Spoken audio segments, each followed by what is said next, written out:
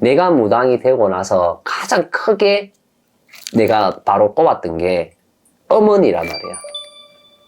응?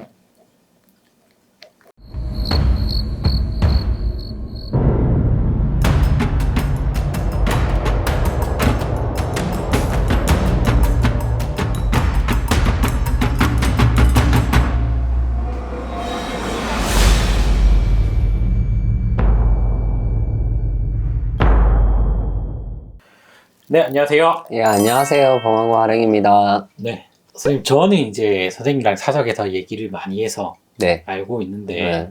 아마 시청자분들이나 음. 어떻게 보면 손님들 잘 모르시는 이야기가 있잖아요. 네네네. 그게 이제 선생님의 지금 상황인데, 네네. 네.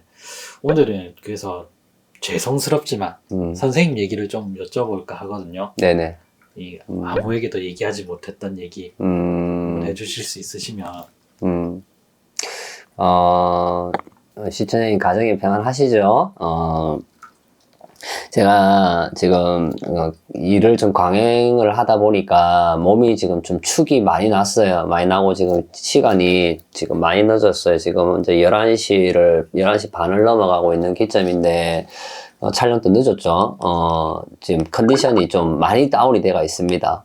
우리 PD님도 다운이 돼가 있고, 그러니까 좀 이 영상 몇 편이 어떻게 보면은 지금 좀 힘든 영상 이렇게 찍고 있는 부분인데, 또 무거운 주제를 또 할 수밖에 없는 게, 왜 이 지금 주제를 하냐면, 우리 시청자님들, 그러니까 손님들이죠. 손님들이 이렇게 전화를 주시든 방문을 하셔서 점을 보고 가시든 뭐 할 때에 제가 상담 내용 시간이 길어지는 이유도 명백히 있고, 하나라도 더 가르쳐 드리고 싶고, 하나라도 더 보담아 드리고 싶고, 일러 드리고 싶은 그게 가장 큰 거예요. 근데 이 하령이가 정말 인생을 이때까지, 제 나이를 궁금해 하시는 분들도 많아요. 지금 제가 지금 이제 6년 차, 그러니까 인생 20살 기점으로 하면, 제가 지금 나이가 만 6이고 이제 7 들어갑니다. 이제 처음으로 오픈하나? 그렇죠. 26년이라는 세월 끝으로 이렇게 보면 정말 많은 이 길을 걸어왔어요. 길을 걸어왔고, 아픔도 많았고, 제 몸도 많이 아팠고, 여러 가지 이제 그게 있는데, 어떤 분들이 그렇게 해요. 저한테 손님들이 오시면, 선생님 슬퍼 보여요. 그리고 또 제자님들이 오신다. 내가 어떻게 보이냐고 물어보면 슬퍼 보입니다라는 얘기를 가장 많이 해요. 네. 뭔가 슬퍼 보인다라고 하는데, 슬퍼 보이는 이유가 있습니다. 저희 이제 최초로 말씀드리는 건데, 어머니가, 사실은 2010년도죠. 2010년 9월 15일입니다. 그때 제가 일본에 있을 당시고, 2010년 9월 15일 날 밤에 이제 교통사고가 나셔서, 지금 세월로 따지면은 14년째죠. 그리고 저희 아버지가,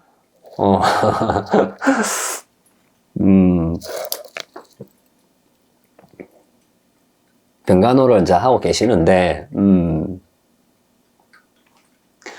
그래요.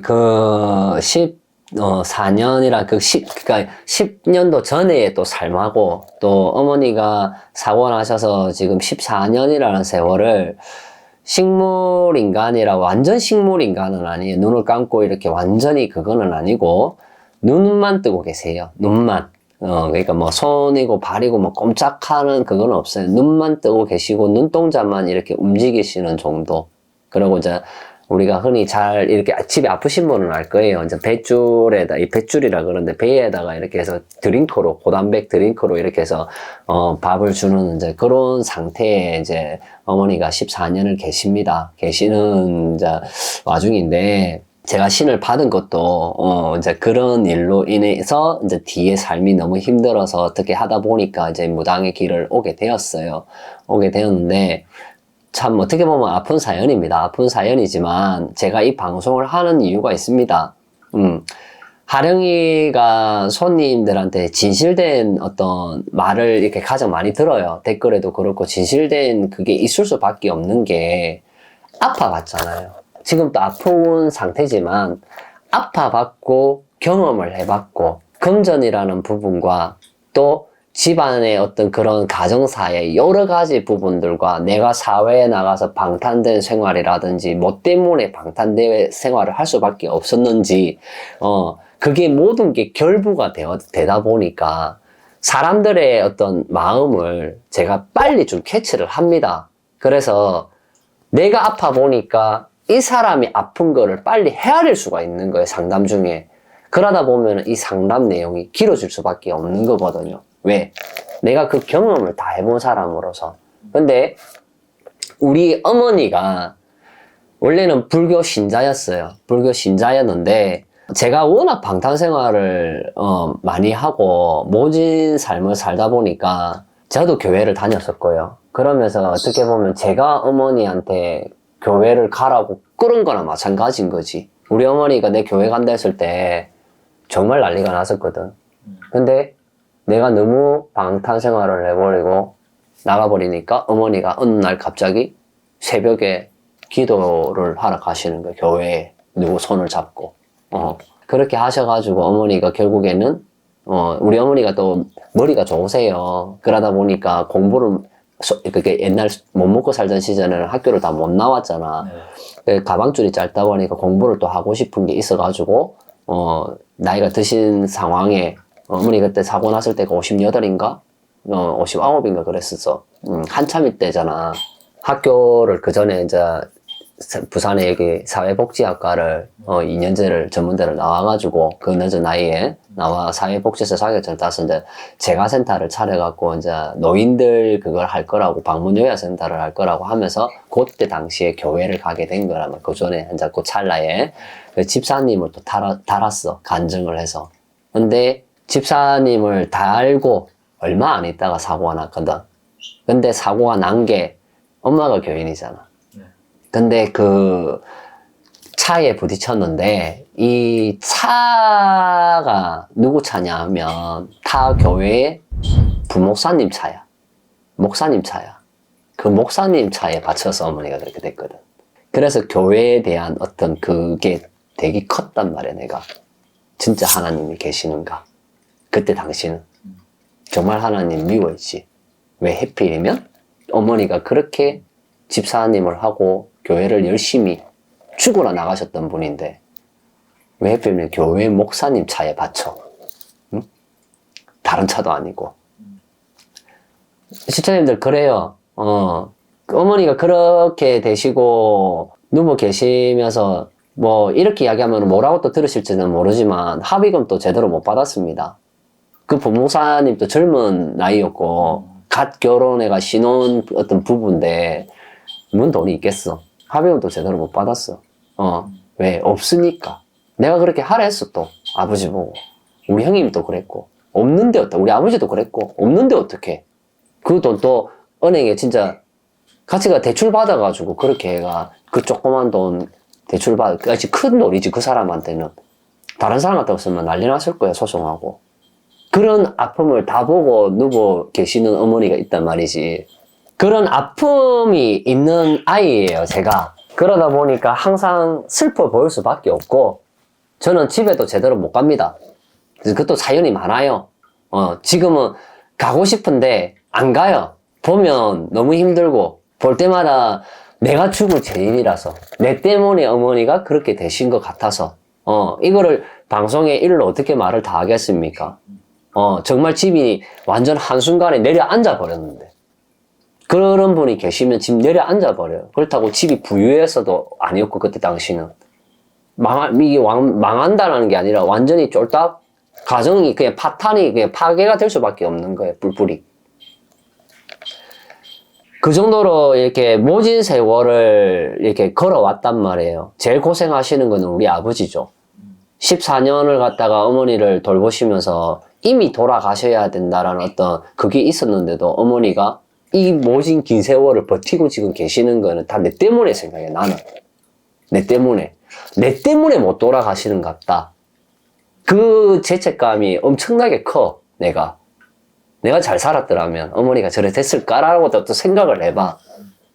지천장이 그래요. 진짜 저기서 말하고자 하는 거는 내가 무당이 왜 되었을까? 방송에서 제자님들 뭐요? 무당이 내가 왜 되었을까를 생각해봐라.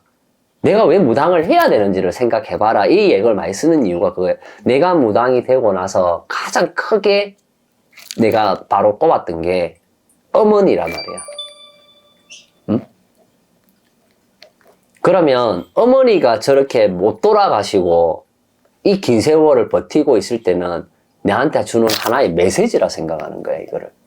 그래서 내가 만약에 똑같은 사기꾼 무당들처럼 금전만 밝히고 개망나니 무당이 되어버린다라면 그 죗값 누가 다 받을 것 같아? 나는 살아있고. 우리 어머니가 받는다 생각해. 그냥 내 마음은. 돌아가시더라도. 살아생전에도 제대로 못 해드리는데 돌아가셔가지고까지 내가 그 어머니의 내와의 연결되어 있는 인연고리의 현생에 그 업장을 엄마가 다 끌어안아 버린다라면 그거보다 큰 거 없거든. 그래서 항상 올곧게 바르게 내 걸어놨잖아. 운심월성, 구름 같은 마음과 달 같은 성품, 맑고 깨끗하게 욕심이 없다. 내가 저거를 모토로 삼은 게 뭐냐면 이 오는 사람들한테 점을 잘 보고 영을 잘 띄워가고 잘해주는 그것도 중요해. 점 잘 봐드리는 게 중요해. 제일 중요한 팩트야. 맞아. 하지만 사람들한테의 그 아픔을 같이 헤아려서 이 사람이 손님이 거기에서 탈피를 할 수 있게끔 도와줘야 되거든. 지금 힘든 그거를 도와줘야 된단 말이야. 이사를 내가 그래서 하는 얘기가 이사 이래 해도 됩니까? 저래 됩니까? 내 집이 나갑니까? 안 나갑니까? 나는 그게 중요한 게 아니라고 하는 이유가 사람은 살아가다 보면은 누구나 다 이사하게 돼가 있고 그렇잖아. 누구나 좀 잘못되면 자기가 잘못했던 휘말리게 되면 관제도 끼일 수도 있는 거고 여러 가지가 겪고 지나가는 게 사람이란 말이야. 근데 이 사람이 살아가는 법도에 있어서 법도와 길에 있어서 내가 힘들 때에 그 마음만큼 헤아려주는 사람이 제일 절실할 때가 있어. 내 마음을 오픈을 시켜놓고. 그러면 그걸 누가 해줘? 우리가 보통 심리 상담사님들. 근데 심리 상담사님들 돈 안 주면 해주나? 무당 선생님들, 교회 목사님들, 스님들, 어떤 종교적으로 이렇게 하고 어떤 심리 공부를 하신 분들이 헤아려 주잖아. 보통 보면 안 그러면 친구들을 자꾸 이야기를 하는데 친구 자꾸도 한계가 있는 거잖아. 근데 내만의 또 그 비밀을 다 풀어놓고 싶은 내가 또 있을 수 있잖아. 아무도 모르는 곳에서. 그러면은 무당 선생님들 집에 오면 이 신에서 원하는 게 뭘 것 같아? 너 점 잘 봐주라. 저 사람 지금 이사해야 되니까 집이 빨리 나가야 된다. 그거 잘 풀어줘. 하지 않는단 말이야. 정말 이 사람의 운명을 점을 쳐주는 거란 말이야. 그래서 내가 하는 얘기가 점집 가지 마세요.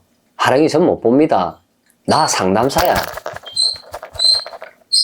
점쟁이가 아니고 상담사야. 시청자님들, 우리 어머니 얘기를 끄집어낸 이유가 그겁니다. 다른 게 아니고 지금 이거예요. 바로 몸이 아파서만 아픈 게 아니에요. 마음이 아픈 사람은 어떻게 해야 돼요? 마음이 아픈 사람은. 그 마음도 헤아려주고 보담아주고 안 아프게 도와줄 수 있는 게 우리가 하는 역할입니다. 홍익인간의 뜻에 세상을 널리 이롭게 하라는 게 뭐를 널리 이롭게 하는 거예요? 이런 게 널리 이롭게 하는 거예요. 이렇게 도와주는 게. 그러다 보면 상담 시간이 길어질 수밖에 없어요. 이 하령이는. 근데 오해를 하시는 분들도 많이 있으신 것 같고 제가 볼 때는 하령이 선생님은 상담사 위주다. 그러니까 상담하는 느낌이다. 그런 글을 봤어요. 어디 그 카페에 어디 남겨놨더라. 다른 선생님들을 보면 상담 시간 왜 그렇게 길어요? 길 수밖에 없지요. 5분 10분 만에 그 사람의 그런 마음이 있는 걸 끄집어내서 같이 얘기를 할 동안 그게 어찌 10분 만에 15분 만에 다 끝나요. 내 같은 사람이 또 들어오면 손님이 이야기를 주거니 받거니 저도 그래요 이래요. 1시간 넘어갑니다. 당연히. 여기서 주 팩트는 그거예요. 하령이도 많이 아프다. 많이 아파요. 그래서 오시는 손님들 아프지 마시라고. 하나라도 더 일러드리고 싶고 하나라도 공감해서 더 같이 교감을 하고 싶고 그래서 마음이 편해진다라면 그게 치유해주는 목적이라고 저는 생각을 하고 마음이 한 개라도 가볍게 가신다라면 저도 뿌듯하고, 아, 내가 내 할 일을 했구나. 눈에 보이고, 들리고, 하는 게 다가 아니다라는 얘기가 어떻게 보면 이런 때 쓸 수 있는 얘기입니다. 점 잘 보는 무당, 내 맞춰봐라. 맞추면은 진짜 무당이고, 못 맞추면 가짜 무당이고, 그게 아니고요. 정말 그 사람이 살아갈 수 있게끔 만들어주는 게 진짜 무당인 겁니다. 주제가 좀 무거웠죠. 그래서 하랑이도 아프니 손님들이 오실 때에 진짜 인생을 좀 행복하게 살고 싶고 내 마음을 조절하기 힘드신 분들, 그런 분들 또한 오세요. 오셔서 마음이 가벼워진다라 하면 얼마든지 도와드리겠습니다. 그래서 저는 맞춰봐라. 이사도 됩니까? 뭐 안 해도 됩니까? 매매 됩니까? 안 됩니까? 당연히 그런 것도 도와줘야 되지만 그런 점은 그냥 점이라는 것 뿐이에요. 어떻게 보면은 용한 점집, 우리 PD님 제일 좋아하는 용한 점집 찾는 방법, 아직까지 어렵다는 그거, 어떻게 보면 이런 거를 풀어줄 수 있는 선생님들이 정말 용한 선생님들이 아닐까라는 저는 또 생각을 해봅니다. 모든 판단은 시청자님들, 손님들한테 맡기겠습니다. 감사합니다. 감사합니다.